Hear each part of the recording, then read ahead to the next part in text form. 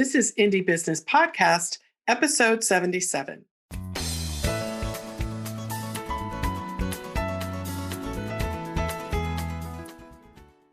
Hello and welcome to this episode of the Indie Business Podcast.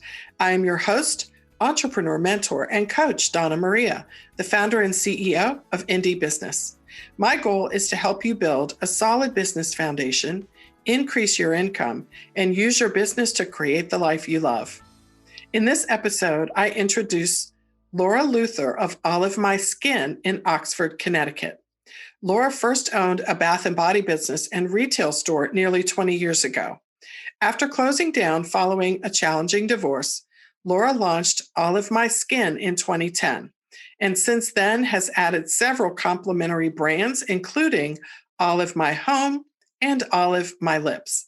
She recently signed a lease to open a retail store, so you'll soon be able to visit and meet with her in person.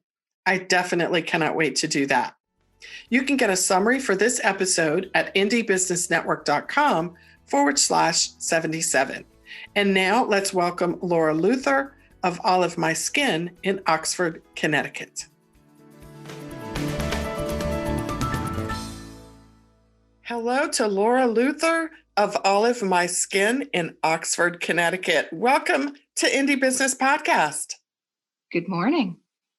I'm so excited to have you. So where are you right now? Give us a snapshot of what it's like in your world right now at this moment. Right now, at this moment, I'm sitting in my home in Redding, Connecticut, in a snow globe because it just hasn't stopped snowing for days. Snow globe. It's going to continue. So I'm not going to the studio today because nothing is plowed. So I am. So you make your products in your studio and you can work from home when it snows. How great is that, right? It is a beautiful thing. So Laura, tell us how Olive My Skin came to being. Give us the story of your business. Like most businesses, it wasn't set out to be a business. I started making my own concoctions in the kitchen with my sister as a teenager because I had sensitive skin and I couldn't use commercial products while all my friends were going to the Clinique counter and using Seabreeze and all that stuff. I just could not do that. So my sister and I made stuff, went to college, still continued to make stuff, gave it away as gifts. I got a job in IT and I was an MIS director in Manhattan and still made stuff. And when my first child was born, I became a stay-at-home mom and continued to make stuff. And one day someone said, "You should sell this." And I thought, who's going to buy it?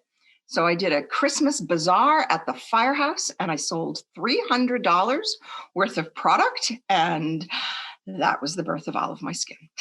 That is so funny. It all starts with making stuff, right? We make stuff and then 2 years later we have a business. So at the firehouse, okay, so you made $300. And then what did you sell exactly back then at the firehouse? I made soap.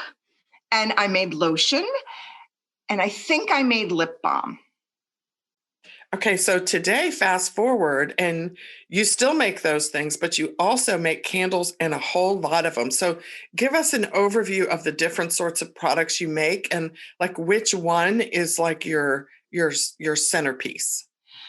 Oh, by far candles. In 2006, I opened a store in my town and I decided to sell candles in the store because I had made candles for my own use at home. And I thought, I'll do candles too. So yes, it's definitely candles all day long. I sell many more candles volume wise than anything else.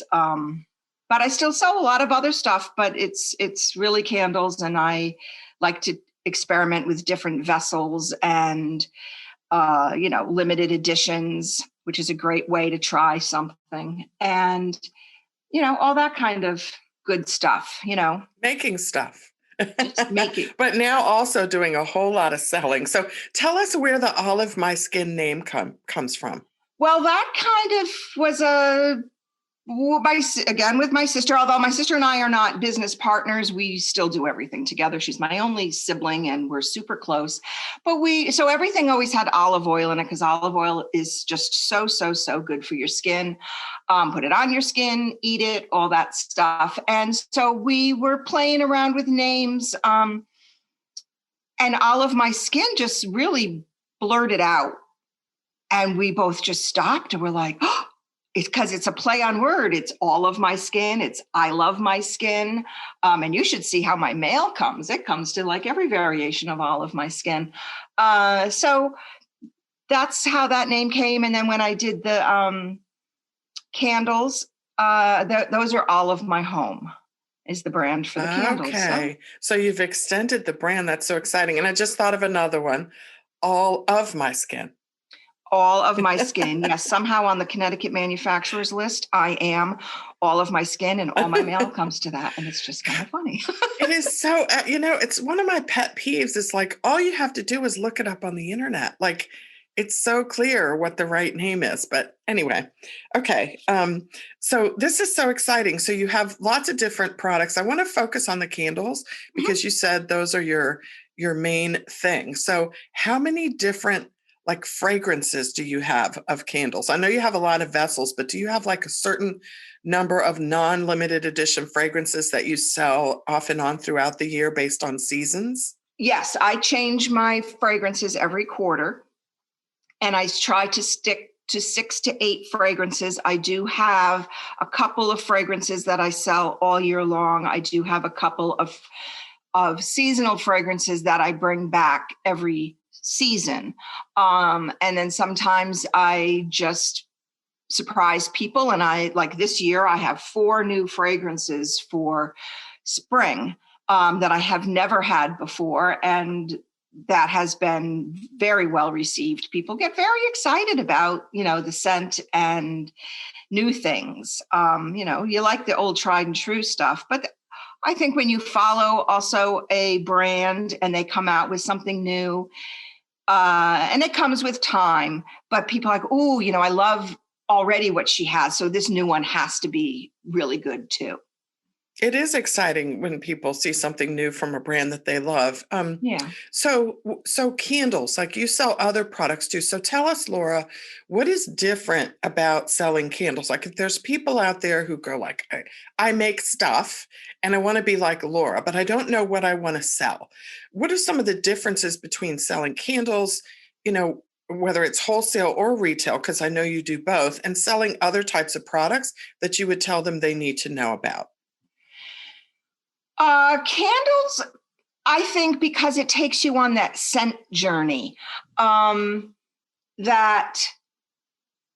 scent is such a memory trigger. And so I think people like that. It can bring you back to a place. It could just something that makes you happy. I think candles are a powerful thing. And I know you are a diehard candle lover. It's so There's sad. something I have so that many empty vessels around my house. It's a mess. that it just makes you, and there's something about lighting a candle. It's like, I give away matches with orders and it says on the matchbook, strike a mood, because it does. I come home, even though I'm around candles all day, I come home and I light a candle every single day. There's just something, I don't know if it's grounding or calming or homey or what it is, but candles are a different thing. Everyone can have soap and lotion, a scrub and a lip balm, and you love it, but there's something about a candle. Well, now let's then talk about candles in the middle of a pandemic, because I'm already a candle addict, but it has become completely out of control in a fabulous way in the middle of this pandemic. So can you talk a little bit about how your business has adjusted to the pandemic? What are some of the things you went through? And what are you seeing from your customers in terms of their buying habits in the midst of this challenging time? Well, as you know, I did a really huge pivot when the pandemic started, because I was going to go fully wholesale and not do retail. And that came to not quite a screeching halt. It came to no one was really sure what was going to go on. And wholesale, got a little bit slow. So I said, all right, I have to ramp up my retail side of my website. And I sent out newsletters, and it went crazy. Ballistic. It just and skyrocketed. And let me ask you a question too, to put this in context for everyone, just so you know, we are recording this right now in February 2021. In January 2020, what Laura just talked about was the time frame when you had, correct me if I'm wrong, decided that you were just going to go fully wholesale. Correct. No more retail unless it kind of, dropped in your lap. I guess you weren't going to turn away somebody who wanted to buy some of your candles, I guess, but your focus was going to go completely wholesale. And the pandemic hit literally 6 weeks later.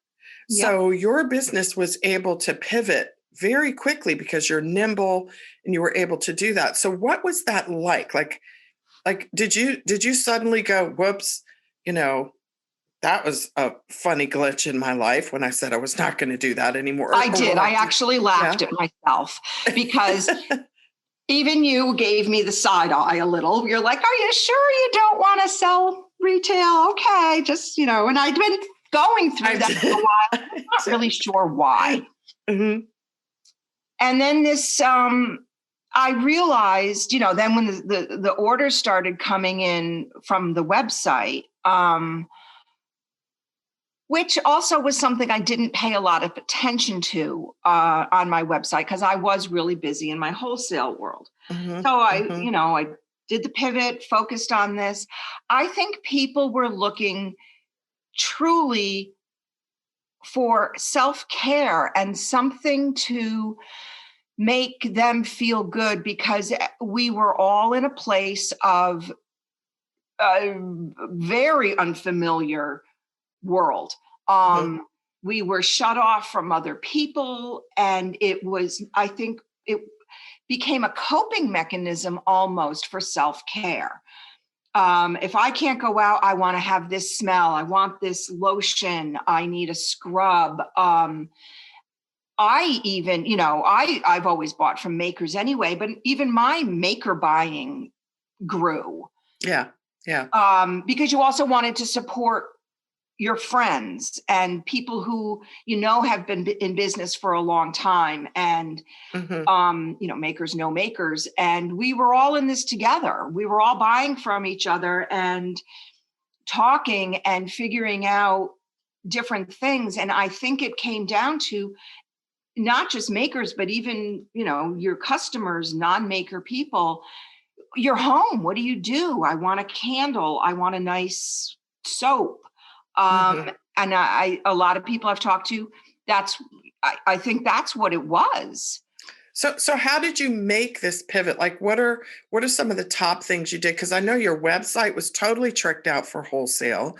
You did very little, relatively speaking, direct marketing to consumers and, ongoing, core conversations and that sort of thing. It was all, large orders. Like, how did you literally turn that corner in your business? What are some of the things you did? Platform to first thing I did was I talked to a marketing person, and then I switched everything over to a different platform, a totally different website, rewrote the website. I have a fantastic product photographer, so I mailed her boxes of product, and she took stunning photos of, I've always used her, but I had her revamp all the photos. I had all my marketing person rewrote all of my product descriptions, and I worked on, I just sort of funneled into, okay, this is how I work now. Okay, so this is interesting. So the website that you used to have, the platform, do you remember what it was and what did you switch to? I was on Squarespace and I switched to Shopify. And you did that because Shopify is better for retail sales? A lot of that's what I was hearing from a lot of people, and it was much easier to use. So I hired someone to import all my data and do a bare bones Shopify website. And because I'm an IT person, I'm not, I know how to do all these kind of things, but I hired someone just to get all the little, that stuff taken care of. And then I revamped it and then hired someone to rewrite all my descriptions and go through the website and just make it super user friendly. And that's what I did. I liked Squarespace. I did like Squarespace. But I just found Shopify to be easier to use, and I just think I think it's a better platform for a product.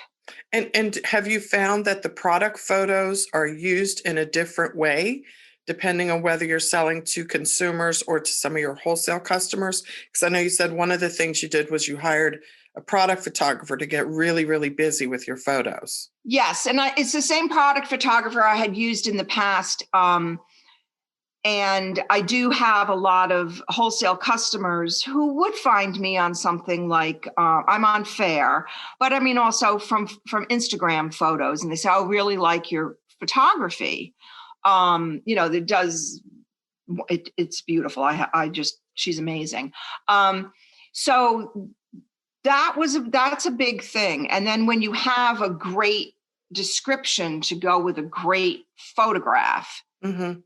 That changes everything. And let's talk about that for a second, because great pictures are nice, great descriptions are nice. And you say when you put them together, it's almost like a 1-2 punch that kind of knocks people out and gets their credit cards out of their wallet. So one of the things that I notice about your images, and I would like for you to comment on this, is that they kind of put the user of the product in the space where the product is. So there's a candle and it's by a fireplace. I may not have a fireplace, but when I look at that, I feel like I could have a fireplace if I had that candle. She is amazing. She invokes a feeling in her photography, and and she gets it. She actually used to be a soap maker, so she gets me, in that aspect of it. And so it's a feeling. It's almost like you're selling a feeling and not necessarily a candle. Or whatever it is. I don't have any photographs with a white background, not one, because she really does a lifestyle photo. Not even for your wholesale? No white backgrounds even for wholesale? Okay. No, I don't.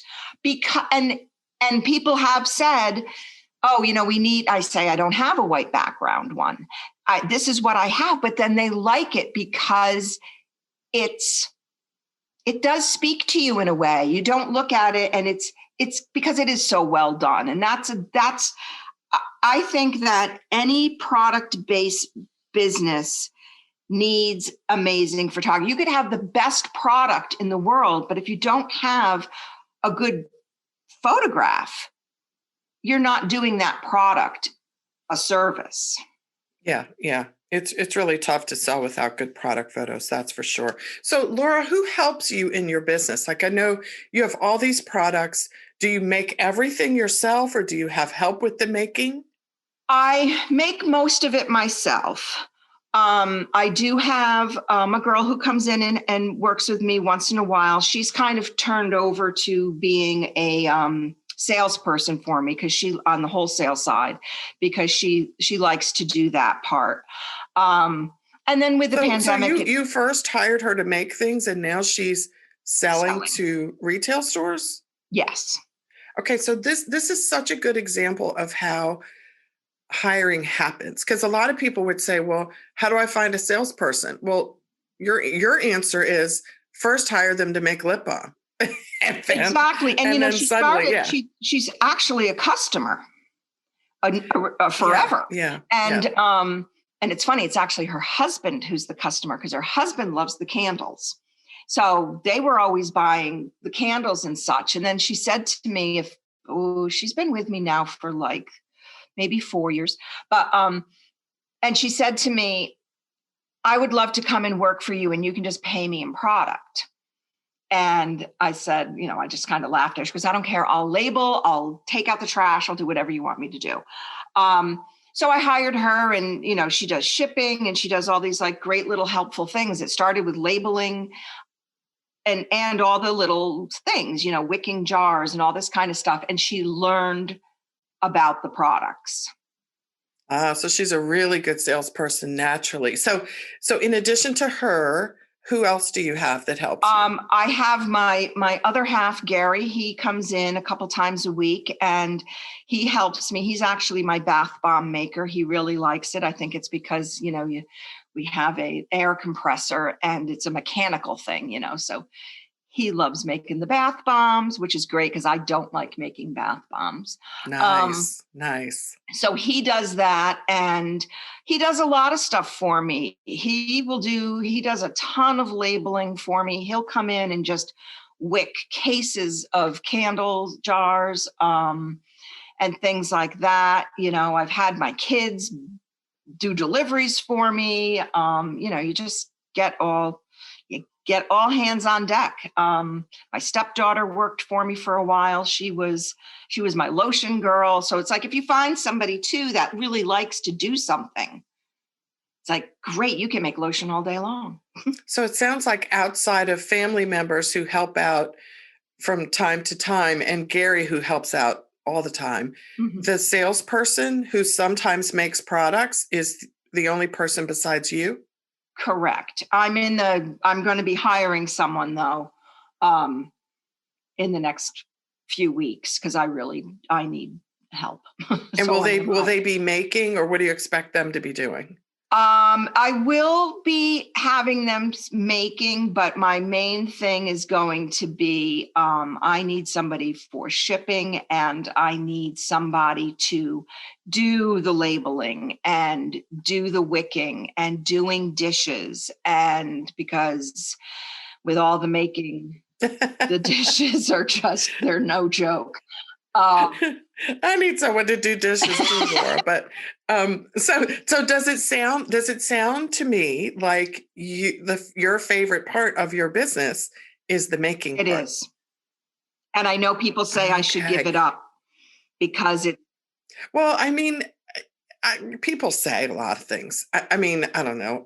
Maybe I shouldn't say that, but I can see entrepreneurial type people saying that because most of the world is designed to have the making be the part that's like the cheap labor and, give it to someone else. And, well, tell me what you think about that, because I don't know. I think we should do what we like to do, but what do you think? I think that I think you should farm out what you don't want to do. It doesn't matter what kind of business that you run. If there's a part that you don't like, or it's not your favorite thing, or, you should hire someone to do stuff. You hire an accountant, because you don't like, that's something you really can't screw up. But I love to make. I think it's very therapeutic. And as an entrepreneur and as a maker, it might be a little bit of a control thing. Well, it's funny because I've heard other makers say, and I've heard this quite a bit, that one of the reasons they think people buy from them on a repeat basis is because they happen to know that the products are made like either by you or like under your nose. And that makes a difference to them. It really does, because just like even if you were cooking, two people could follow the same recipe and it might not come out the same. And so this girl, Sue, who works for me, I mean, she laughs. We laugh. She says she can't make lotion, and she truly cannot make lotion. And I watch her, and I don't know what it is, but she's not a good lotion maker. Well, there's such a beauty in having to buy products from someone that has been involved in the process of getting it to you from start to finish, even if your fingers don't touch every single thing. I think there's a connection there that you can't get from bigger brands that people appreciate and they're willing to pay for. Yeah, like making soap, I'm going to sit Mm-hmm. there and make super pretty soap. I love swirls, I love color, Mm. and I love making it. Um, Wow. and candles, since candles are such a big part of my business, I'm a little bit of a control freak over making candles because I know how to make a candle. And I'm not comfortable saying to someone else, try to make this and then realize I now have 200 candles that You aren't can't going to use. be used. Yeah, and what a waste is that. So, Yes. but the great thing too, Laura, is that if you ever change your mind, guess what? You can start doing it differently tomorrow because it's your business. And Yes. there's such an amazing freedom in that I honestly think helps us as makers and small business owners like live longer because we get to do what we like, even though, I mean, like your life is not, doesn't lack for stress in terms of work, obviously, as a small business owner, but it's the kind of stress that you welcome and you get to define it the way you want. And I just Absolutely. think there's nothing better. And it shows, Laura, it literally shows in what you do. It shows in how you present your products. It shows in how you, like I've seen your Facebook Lives where you talk to people about how you're making things. And it's just really, really, it's so inspiring, and it's great. And I love that you do have help, obviously, and that you figured out where you want to delegate and where you don't want to delegate. And that's just so great. And I Yes. think it's important to tell people too, Laura, that you're not making pennies in this business. Just you're the maker. And a lot of people think, oh, well, if they're making everything, they can't be making money. Um, you're doing really well in your business. It is doing well. And I'm very pleased with myself. And not to sound conceited or anything, but because you literally put your blood, sweat, and tears into something that you have no idea when you started this, or all of a sudden you do have a business that was Mm-hmm. unintentional. And so when you do reach certain milestones and certain things, it's huge because you did Yeah, it. yeah. You did it. It doesn't sound conceited at all. It sounds inspiring.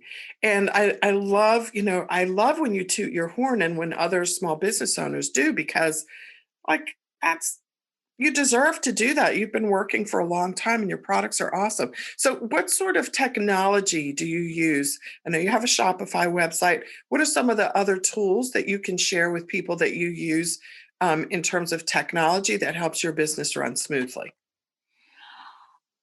Um, Technology. I'm kind of. You mean like in equipment site type stuff? Or? No, no, I'm thinking like what's your preferred newsletter? You said you sent out a newsletter, so you must use some sort of platform for Yes. that. I So know I you yes use I Facebook use Live and Clavio. Instagram. Hmm. Yeah. So I in with Shopify too. That's the other thing. You can have these different plugins that all work nicely together instead of. That was the thing with Squarespace. It was a great platform. It's just a little disconnected. So part of the going to Shopify was you can put things on. So I have things on now, like on my website, where people can leave a review. I didn't have that before, a product review. I use Clavio for my newsletter, and I do a couple Facebook Lives, and I do have to get back into that again. Sometimes it gets a little hard to do a Facebook Live when you just really just need to make product. Right. I love what I do, like you said, with me doing a Facebook Live is talking to people. I love to educate people on why I use the ingredients that I use. And I think that's important, because I make all of this for, my own skin. I always feel like, I was my first customer out of need. And then as I meet people, a lot of people have the same, oh, I have sensitive skin too. And then they learn about why I use the ingredients that I use, and they're organic and fair trade. and good for your skin, and no kind of fillers and no alcohols and all the things your skin doesn't like. And so many people don't even know that. They So don't. educating someone of what you should put on your skin, and by God, what you should not be putting on your skin.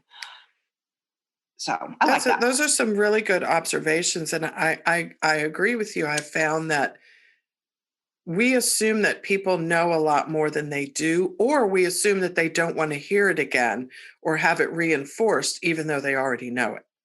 Yes.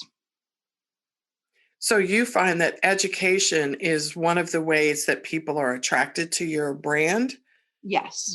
Because you're not just selling them stuff, you're teaching them about their lives, essentially, or this part of their lives. Right. And why. And one of the things about my candles, they're all phthalate-free fragrances in the candles, which means there's no plasticizers in it, which means it's a better candle. You're not putting toxins into the air. And people don't know that. Laura, I have to ask you about something that I think is one of the most genius things I've ever seen. I need you to tell everyone about your zip code candles. Yes, the zip code candles. That was a project that started with a client who wanted to do something like that. And it was so well received. And that is actually... What is a zip code candle, first, for those who don't know? A zip code candle is a label that I create that will have your town, your state, and your zip code on it in a certain format. And that has also now expanded into coordinates, your mapping coordinates, and the established date of the town. And so these are only one town per zip code, or one town per town. And it's my biggest seller on Fair, because it is a sort of a custom thing. So if a little shop in somewhere in Denver, Colorado wants to have this zip code candle, they are going to be the only one in Denver, Colorado that's going to have this zip code candle. And people love it because it's different. It's very different. No one else. I really haven't seen anybody else doing it. I've seen a lot of things on pillows and, water bottles and all these other kind of things that people make, but not really on candles. And people like it because it's a hometown pride. It's a vacation. It's, something. And I know it is. And when I saw them, I wanted to open a store just so I could buy the candles with my zip code on them. Because it's so unique and so interesting. And so you're saying that if someone already has that zip code, then no other store in that zip code can get that, and because there's only one. That is just, I just think that is like, you could run an entire business just on that. Yes, you just can. On that. Just on that candle. It is yeah. very... It's really popular. It's really, really popular. And I love that, what you said, you sell it a lot on Fair, which for those who don't know is a wholesale platform. You sell it on Fair, but I don't think I see it at your website. So it's interesting how you have sort of separated which products you sell where based on where they sell the best, which obviously makes so much sense. Yes, and I don't offer everything wholesale that I offer to retail. Right. Very smart. And you have learned that over the years, like by trial and error. Like, you didn't start out knowing exactly what you were going to sell everywhere. You figured it out based on past performance of sales, right? Past performance on sales and, really what it comes down to, your margins too. Something like bath bombs, I don't sell wholesale because a bath bomb, you can't charge a lot for a bath bomb. And then once you turn it to wholesale, and then once you turn it on commission with either Fair or with a sales rep, you're not making any money on a bath bomb. And you mean especially because they're so labor intensive? They're very labor intensive. Yeah, the ingredients aren't expensive. Right, it's the labor that's involved in making a bath bomb, and then, shrink wrapping it and all that kind of stuff. A bath bomb is very labor intensive. So bath bombs are only retail. And bath pumps too tend to have a lot more manufacturing breakage than other things too, Oh right? God. Yeah, you have to throw a certain number of them in your own bathtub because, We have so many. We have like a basket under like every bathroom sink. Um, right? yes, The because failed bath there bombs. is a lot. And then I don't do the zip code candle for retail because I wholesale. I sell those as a minimum of 10 because I Right. have to create the label for it. And Right. So my um, little one candle that I want with my zip code on it is not going to keep your business afloat. correct. But I still want one though, but I get it.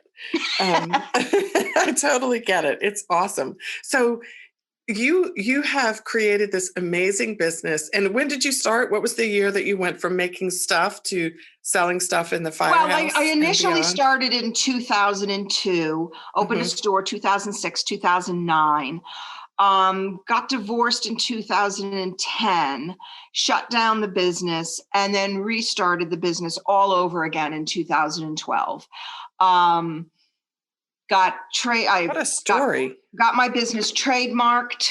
Um, I actually hold 3 trademarks, and That's right. Olive My Skin, Olive My Home. And what's the third one?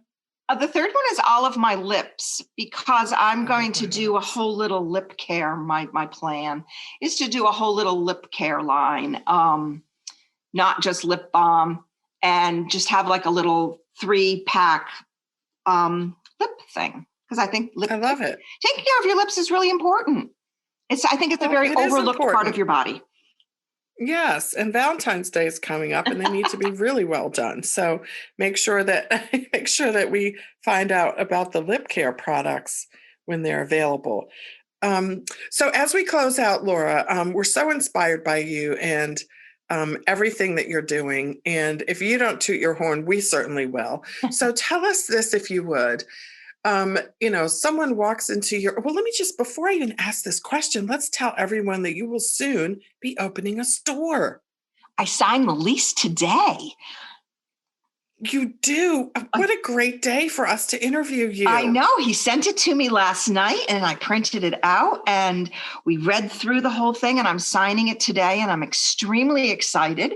I will be opening my store sometime in May. I get the keys April 1st and I'm opening a store in Reading, Connecticut in the Georgetown section of Reading. And I am super excited. Um, I'm so excited. And The girl who didn't want to do retail is opening a store. so like literally next year you will have been in business for 20 years. Yes. Like, do you tell yourself that? We have to have a party, Laura. It's That's a kind of huge funny. milestone. I do. I think about that. I'm like, God, I've been doing this for a really long time.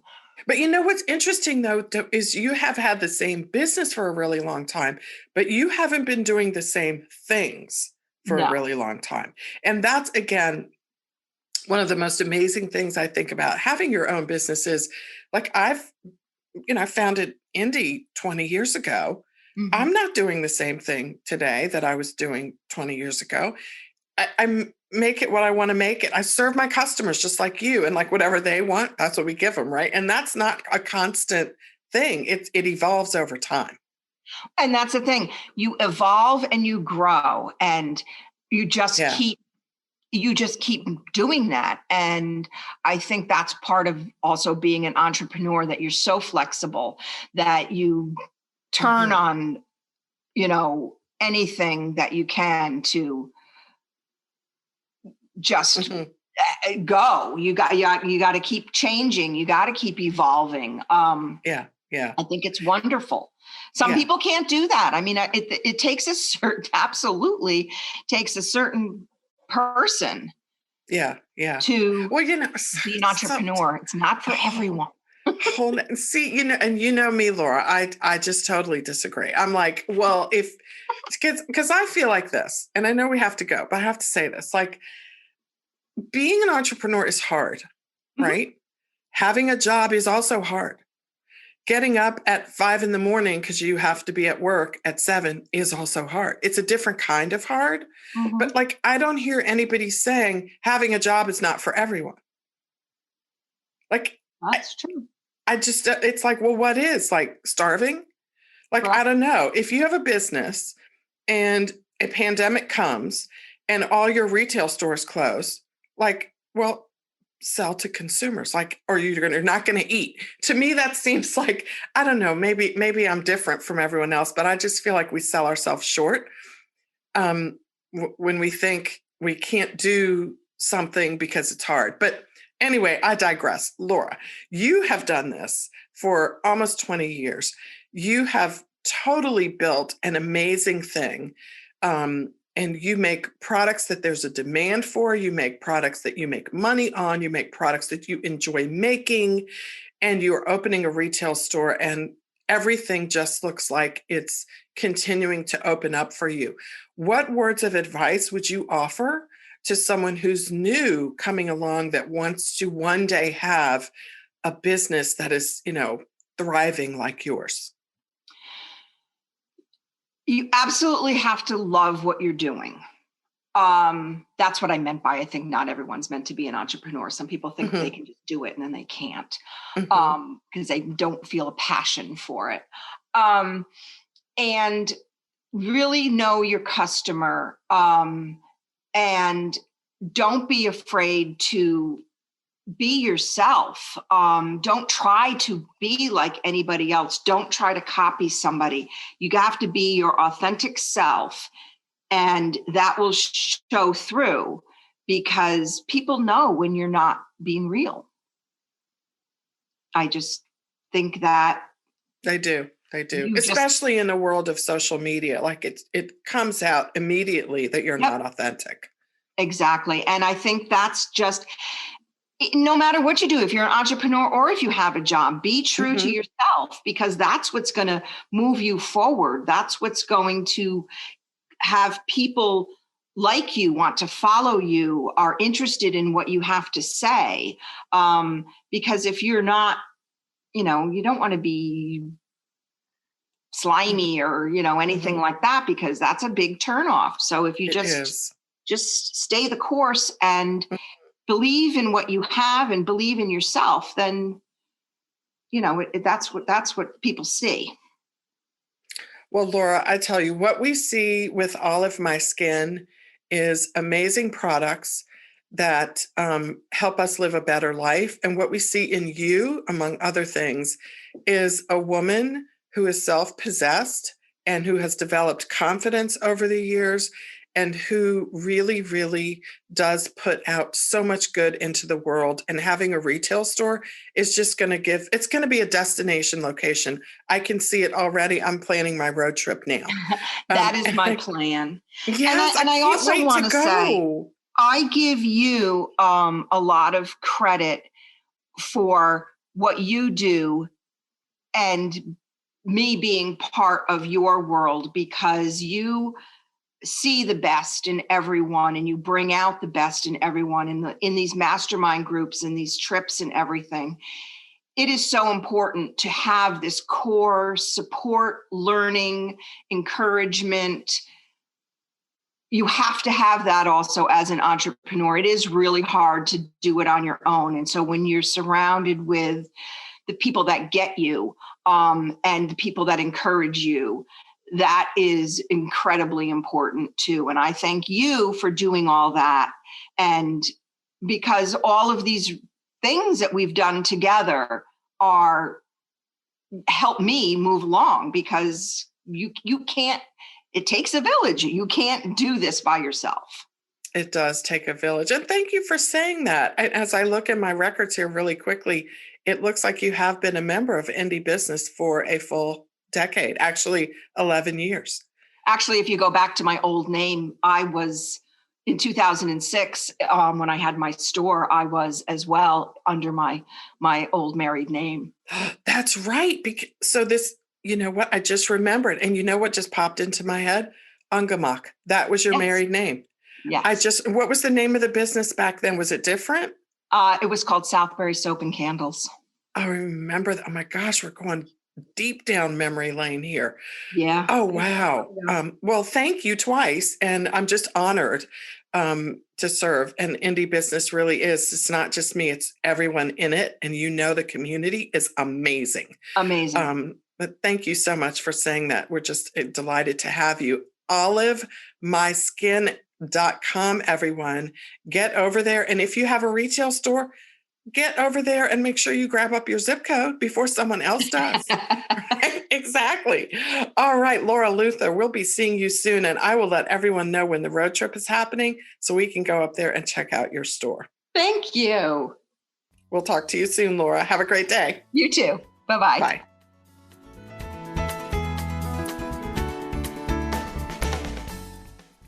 Well, I hope this episode of the Indie Business Podcast has left you inspired, motivated, and excited about the future of your small business. Let's quickly review 3 of the most significant business insights Laura and I discussed today. Number 1, do what you love. Laura reminded us that you should do what you love to do, regardless of what others think. As she mentioned in our conversation, she has been told by many people that she should not be the person making most of the products in her line. But Laura says that while she has help making some things, she finds the making process therapeutic and fun. So she will continue to do it until it's no longer therapeutic and fun. The lesson here is to lead your business in the ways that bring you joy, regardless of what other people say. Number 2, educate your customers. Laura says that she enjoys the process of educating her customers so they know the ins and outs of why her products are a good choice for them.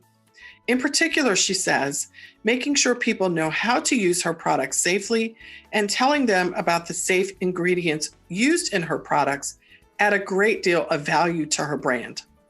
Educated consumers buy more products, so Laura makes sure to keep her target audience informed about the things that are important to them. And number 3, product photography is everything.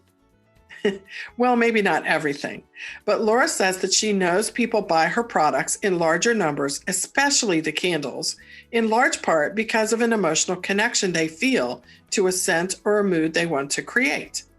Her product photographer is skilled at capturing images that reflect people's emotions. As a result, Laura sells more candles. As you heard her say, she cannot underestimate the power of a beautiful, branded lifestyle photo. Well, if you enjoyed this episode, be sure to share it with someone you know and help spread the word. This podcast is all about the revolution, the indie business revolution, where people are breaking the mold of traditional entrepreneurship and creating success on their own terms. I'm so excited to be on this journey with you. And if you're listening on Apple Podcasts, won't you do me the honor of rating this podcast? It helps me so much to know that you appreciate the amazing people and stories featured on Indie Business Podcast. You can also share episodes from my blog at indiebusiness.com to your favorite social media outlets. I will see you on the next episode of the Indie Business Podcast. In the meantime, do it with me and say it with me. Enjoy your life, build your business, and have your way.